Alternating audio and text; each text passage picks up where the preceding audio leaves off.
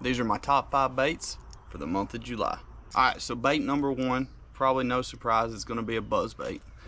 This is something that I really lean on this time of year because I can really cover a lot of water with it. And then you've also got the bluegill spawn going on. In my part of the country, late June, July, the bluegill spawn is a major thing, and you can really cover a lot of water and catch a lot of fish on this, targeting those fish that are up there feeding on those bluegill. I prefer this over a whopper plopper or a walking bait this time of year because I feel like I get more bites on this than I do a whopper plopper, and I can also cover far more water with this than I do a walking bait. So bait number 1, without a doubt, is going to be that buzz bait. Going along with that, in those same areas where you're targeting that bluegill spawn, my next bait is going to be a wacky rig. With this, not only am I targeting those bluegill spawners or fish that miss that buzz bait, I'm targeting fish under docks that are shallow, under shallow cover, just around stuff in 5 feet or less. And this bait in particular is a yum dinger. I prefer a yum dinger on a wacky rig just because it falls so much slower than a Senko or other stick baits, and I feel like keeping this bait in the strike zone helps me get a lot of bites. Now if you're interested in picking up some yum dingers, there's a code in the video description for LureNet. If you'll use code PARKS at checkout, you'll get 15% off. So go ahead, stock up. They're a budget bait already, and you can get them for a heck of a deal that way. Transitioning away from the shallow fish and going out deep, bait number 3 is going to be a flutter spoon.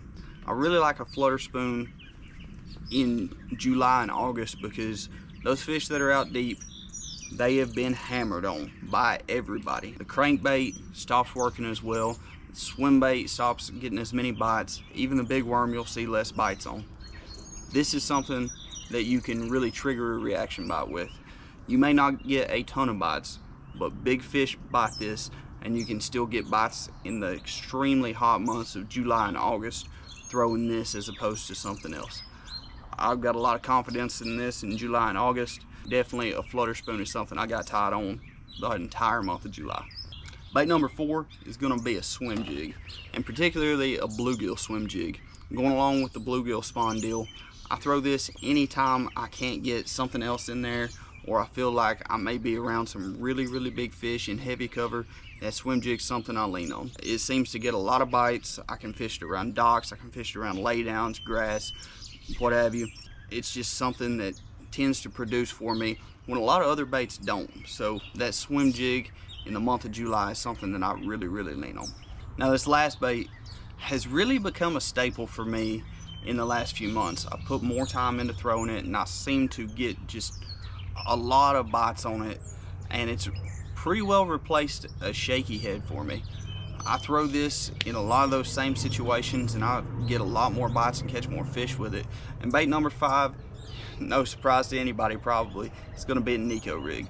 This Neko rig I really like because not only can you fish it shallow, but you can also fish it deep. With live scope, this is a sneaky bait that a lot of people don't throw, or a lot of people don't really associate with live scope. Let me tell you, you can catch some scope fish on this and catch some good ones and do it in a hurry. This thing right here is awesome. I usually use like a 1/16 to 3/32 ounce nail weight in it, and that worm's a Daiwa Neko fat worm. Really like this worm, and a Neko rig, you can probably go ahead and figure that it's going to be in my top 5 more months than not. Great bait. It wouldn't be a top 5 without an honorable mention. So the bait that didn't make the cut is a shaky head. This one in particular is a Missile Baits Magic Worm. Really like this worm. The tail on it floats up on that shaky head. Personally, that's something that I really look for in a worm. A lot of the worms out there don't do that. You may have an idea of what your worm does underwater.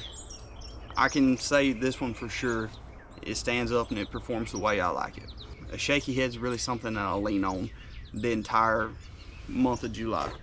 If I'm throwing around a lot of like heavy brush, something that I don't feel confident I can get that Neko rig through, that shaky head's going to be what I pick up to try to get that really crucial bite.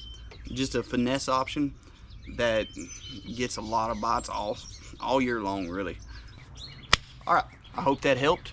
If it did, go ahead and hit that subscribe button. I'll have a new upload every single Friday. Check back for the top 5 baits for the month of August. And until then, y'all have a good one, and we'll see you next time.